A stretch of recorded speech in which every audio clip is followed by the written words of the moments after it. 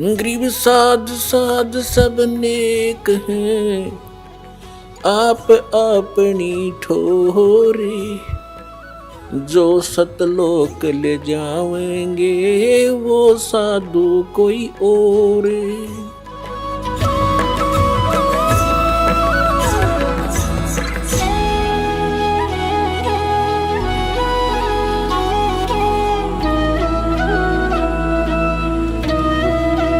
पुण्यात्माओं, समर्थ के बिना हमारा कोई भी कार्य सफल नहीं हो सकता।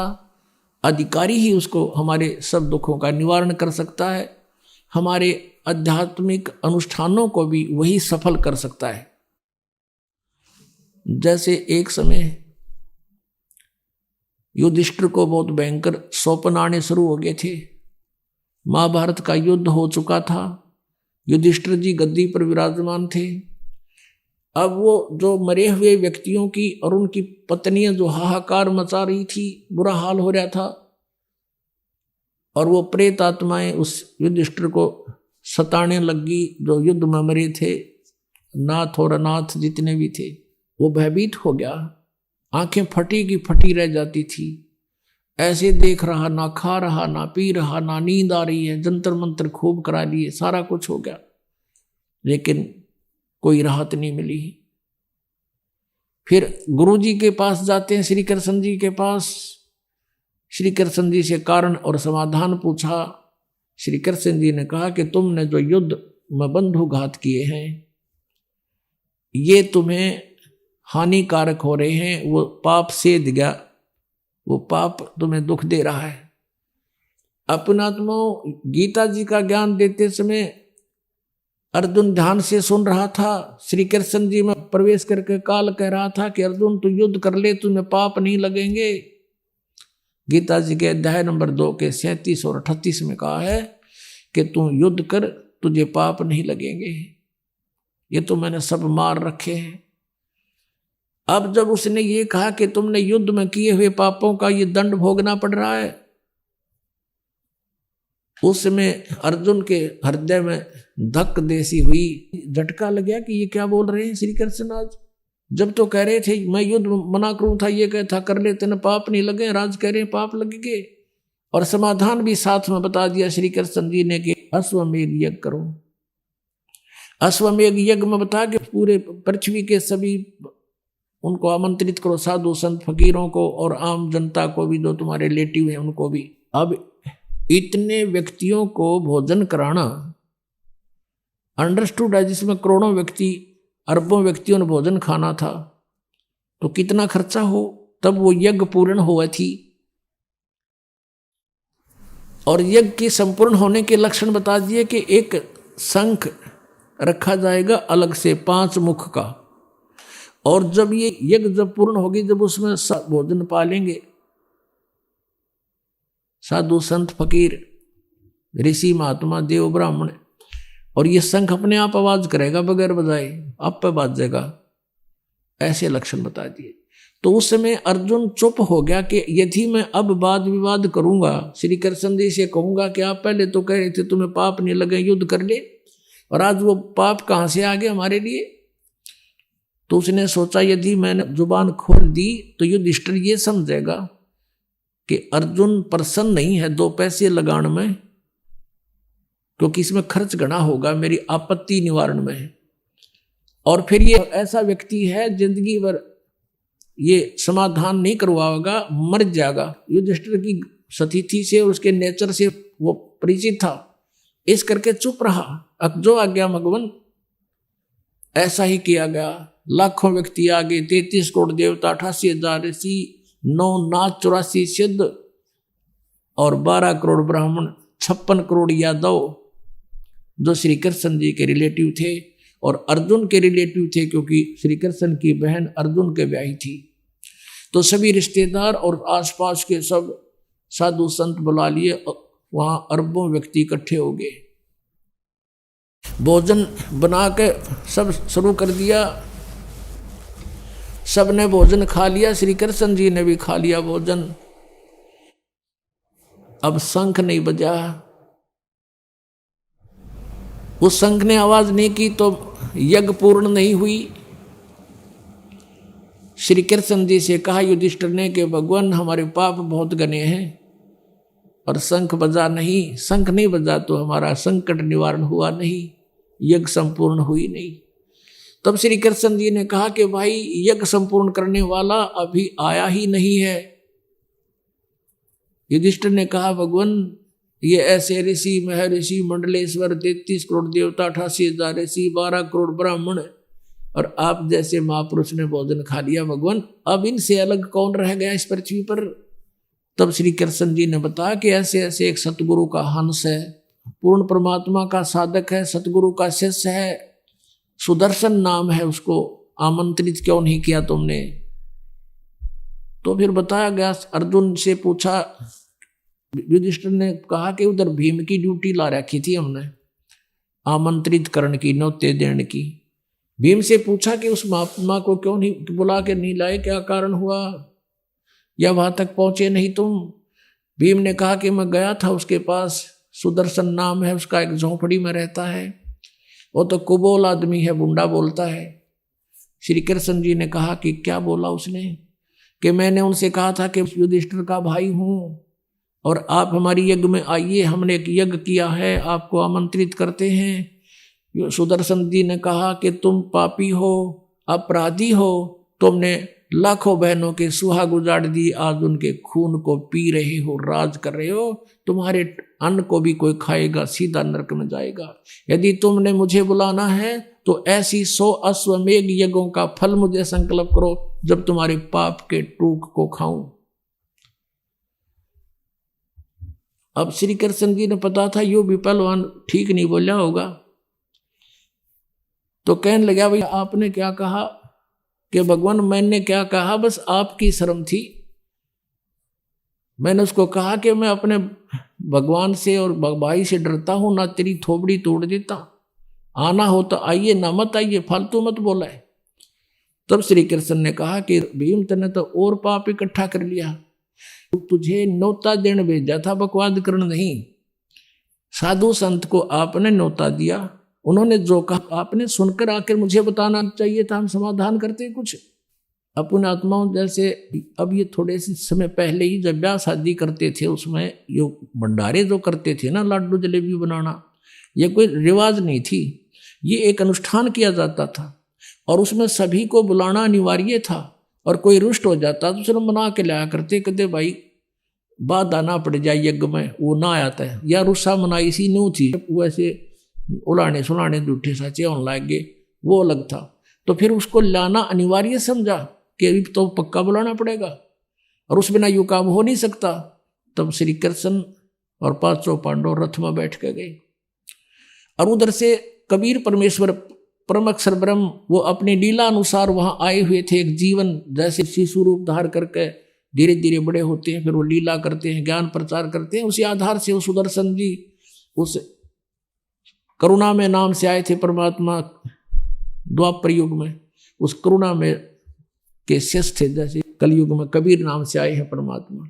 तो करुणा में अपने गुरुजी के पास जाकर कहा कि भगवान ऐसे ऐसे राजा कल भाई आया था, ऐसे ऐसे कह रहा था और मैंने तो उसको ये जवाब दे दिया। तो परमात्मा बोले भाई वो फिर आएंगे और उनका काम बने को ना, वो तन्नरे वो बैठे हैं माया के मायादारी ऋषि में ऋषि, उनसे ये शंख ना बजा बेटा, फिर आओगे वह। अब उस सुदर्शन ने सोचा वह फिर सिर खाओगे, खिसक लिया यहाँ से। सुदर्शन तो निकल गया सैर सपट्टे को 15-20 दिन का टूर प्रोग्राम बना के। अब पीछे से परमात्मा करुणा में उस सुदर्शन रूप बना कर बैठ गया झोपड़ी में। अब कहते हैं जा करके श्री कृष्ण जी रथ रोक दिया 1 योजन दूर, यानी 10-12 किलोमीटर दूर।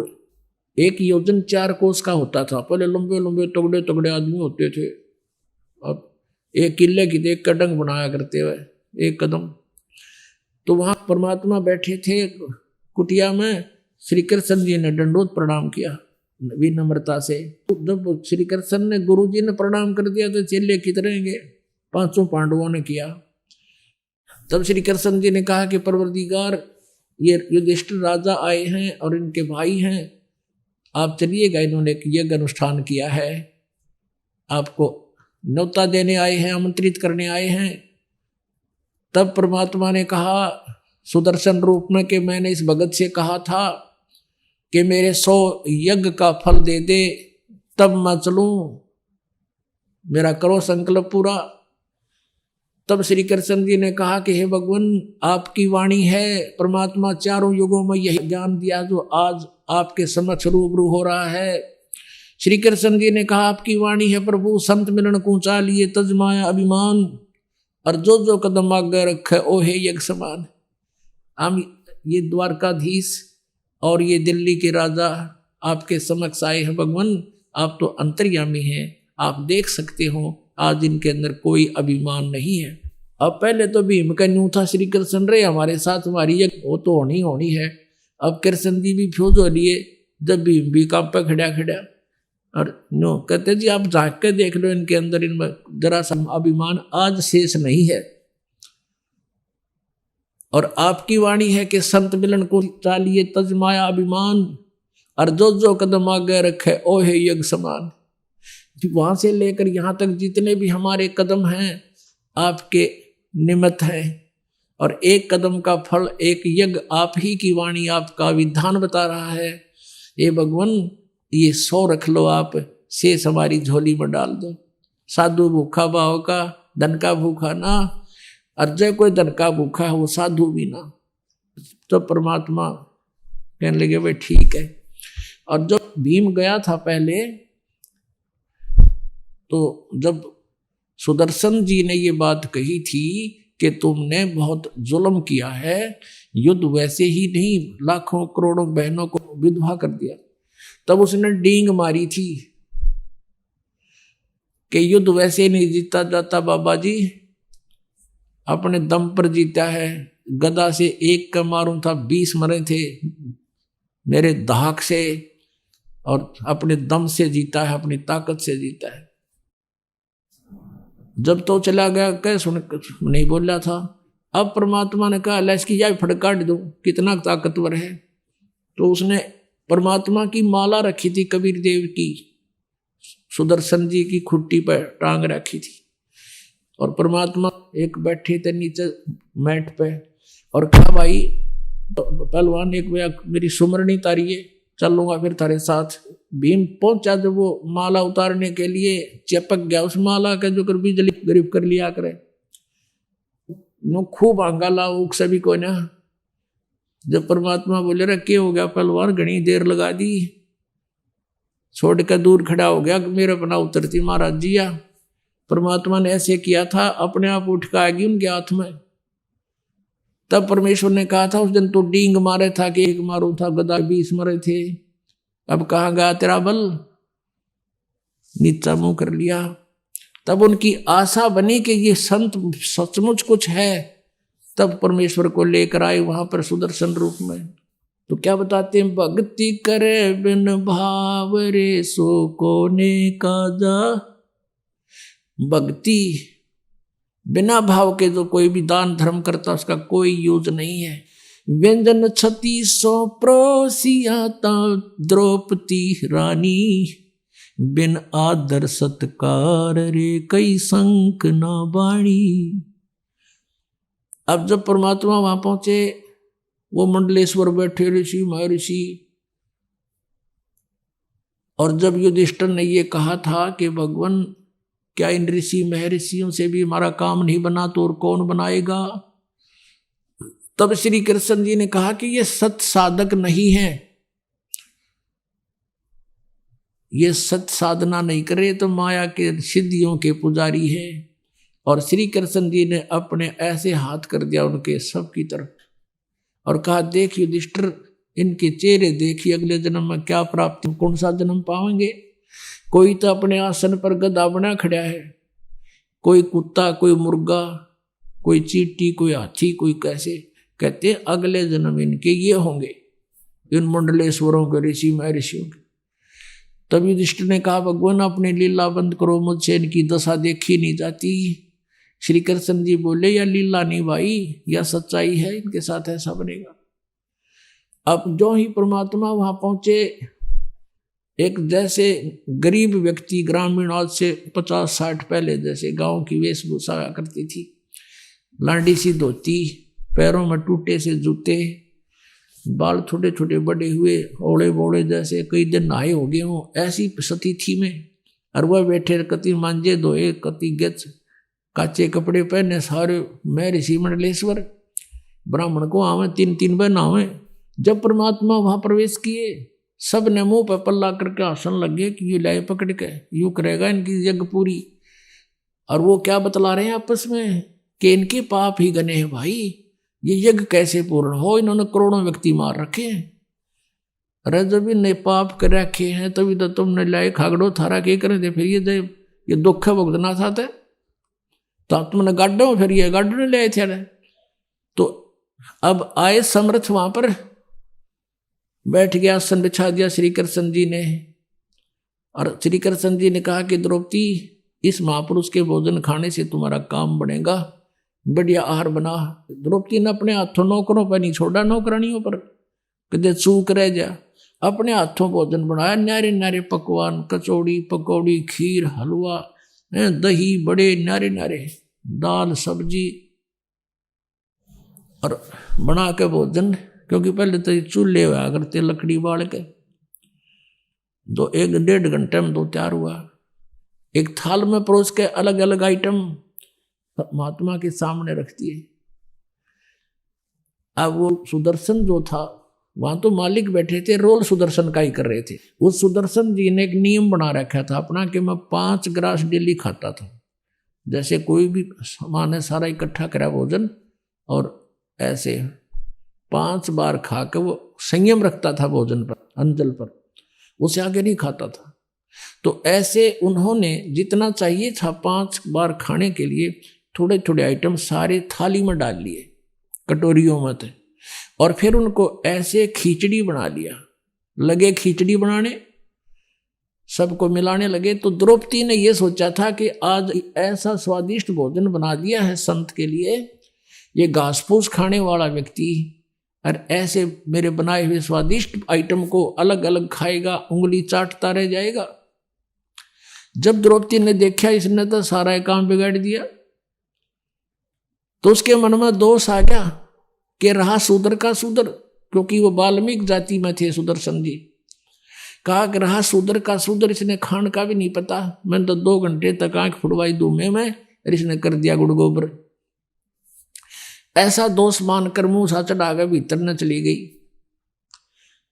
अब उधर से जब 1 ग्रास खाया, उस सबको मिलाकर एक बार शंख ने आवाज की, दूसरा ग्रास खाया, दूसरी बार की, 5 बार में वो जितना खाना था खा लिया। तो 5 बार शंख बोला और बोल कर रुक गया। तब युधिष्ठिर गया भगवान श्री कृष्ण के पास कि भगवान आपकी रजा होगी। हो गया काम, बन गई बात, शंख बज गया। तो श्री कृष्ण जी ने कहा कि नहीं, ये शंख नहीं बजा भाई, ये तो अखंड बजना चाहिए, काफी समय तक रुके नहीं, ये तो खंड हो गया, 5 बार बोला है कोई। तब युधिष्ठिर ने कहा भगवान अब किसको लाओगे बुलाकर? तब श्री कृष्ण ने कहा कि भाई और कोई शेष नहीं पृथ्वी पे, इस महापुरुष के एक बाल के समान 3 लोक नहीं है, लेकिन अपने घर में कोई त्रुटि है जिस कारण से यह बात बिगड़ गई। कबीर परमेश्वर भी कहते हैं सतगुरु के दरबार में कमी काहे की ना, अनसा मौज नहीं पाओता तेरी चूक चाकरी में। हमें कोई पूरा फल यहां से नहीं मिल रहा, तो आपकी कोई मर्यादा में त्रुटि है, उसको सेट करो अपनी को, फिर देखो ठाठ। तो श्री कृष्ण जी ने देखा कि द्रौपदी ने काम बिगाड़ा दिखाई, वह बुलाई कि बहन एक सच्ची बताना, महात्मा ने जब यू खाना खाया तेरे मन में कोई दोष आया? कहाँ जी गणाए आ गया मेरे मन में। तो नालायक तेने तो काम बिगाड़ दिया सारा, बता ये इसको कैसे प्रसन्न करेंगे? क्या मन में आया? तो उसने बता जी मन ने नो सोचा था ऐसा बढ़िया भोजन बनाऊंगी, और अपने हाथा बढ़ाया, मैंने नौकरानी का सहयोग नहीं दिया कि दे नमक मिर्च में कमी रह जाए। और सोचा यूं था कि महात्मा भोजन खाओगा, 6 जगह गुण गाओगा, मेरी द्रौपदी ने ऐसा भोजन बनाया वही कभी देखा ना सुने। और जब इसने ऐसा कार सारा काम बिगाड़ दिया तो मेरे मन में घना गलानी बन गई इस महात्मा के प्रति कि क्या का महात्मा इन्हें खाना भी ना आता। तब श्री कृष्ण जी ने कहा द्रौपदी तूने बैठा बैठा दिया, अब तूने एहसान नहीं किया इसको भोजन खिलाने का, इसने एहसान किया तेरे घर पे आकर तेरा टूक खाने का, और आपका फर्ज संत के सामने रख देने का है, उसकी क्रिया को नहीं देखना चाहिए। और साधु संत चठोरे नहीं होते बेबे। तब कहने लगी भगवान मुझसे गलती बन गई, कोई समाधान बताओ कि इसके चरण धो के पी, जब तेरे अंदर के पाप कटेंगे साथ में यू काम बनेगा। द्रौपदी लाई एक प्रांत ठाक है, बड़ी थाली और पानी का जग रखा, भगवान के हाथ जोड़े प्रार्थना की भगवान अक्षमा करो, चरणामृत दो दाता हमारा कल्याण हो। परमात्मा ने दोनों चरण उठा लिए, थाली में रख के धोए और डाल के उल्टा पानी जब आधा पी लिया द्रौपदी ने, तब श्री कृष्ण ने कहा कि बेबे बहन आधा मुझे भी दे दे, क्योंकि इसे महापुरुष का चरणामृत। अब यह आंख श्री कृष्ण की भी खुल गई थी कि 5 बार इस तरह बच गया, हमारे खाए तो लेटे लगना था, सांस भी ना लिया शंख ने, तो बुद्धिमान ने संकेत बहुत होता है, तो उसने सोची परम शक्ति है मेरा भी उद्धार हो जाएगा। कहने लगा बहन आधा मुझे भी दे दे, तो आधा श्री कृष्ण ने पिया। तो गरीबदास कहते हैं उस वाल्मीकि का चरणामृत पिया थरे कृष्ण चंद्र करतारा, तुम जिसको कृष्ण चंद्र भगवान कहा करते, उस वाल्मीकि के चरणों का धूल पी, और तब वो शंख कण कण जनकारा। कहते भक्ति करे बिन भाव रे सो कोने काजा, और विदुर का जीवन चले गए तो दुर्योधन राजा। विनन छती सो प्रोसिया जा द्रौपदी रानी, और बिन आदर सत्कार कही ना शंख रे बाणी। तो पुणात्माओं इन सब सत्संग के वचनों से आपने अपने जीवन को सुचारू करना है। समर्थ बिना कोई भी कार्य पूरा नहीं होगा। कहते 33 करोड़ यज्ञ में आए वो 88 सारे, 12 कोटि वेद के वक्ता वो सुपच का शंख बजारे। मन तू पावेगा अपना किया रे, भोगेगा अपना किया रे। कहते हैं कि 56 करोड़ जहां थे या दो, उनसे शंख न बाजा ना दू। एक वाल्मीकि नीचे कुल साधु, जिन शंख पंचायन पूरा ना दू।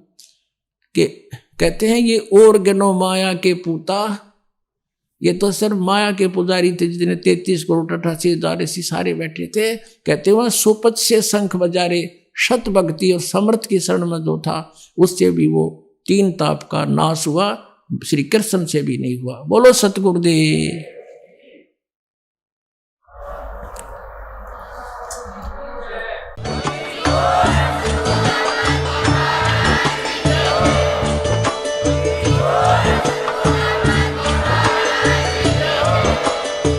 सुन रहे थे जगत गुरु तत्वदर्शी संत रामपाल जी महाराज जी के मंगल प्रवचन। अधिक जानकारी के लिए विजिट कीजिए हमारी वेबसाइट www.jagatgururampalji.org। संत रामपाल जी महाराज जी के शुभ आशीर्वाद से पूरे विश्व भर में 500 से भी ज्यादा नाम दीक्षा केंद्र हैं, जिन पर संत रामपाल जी महाराज जी द्वारा ऑनलाइन निशुल्क नाम दीक्षा दी जा रही है। अपने नजदीकी नाम दीक्षा केंद्र का पता करने के लिए संपर्क करें 8222880541।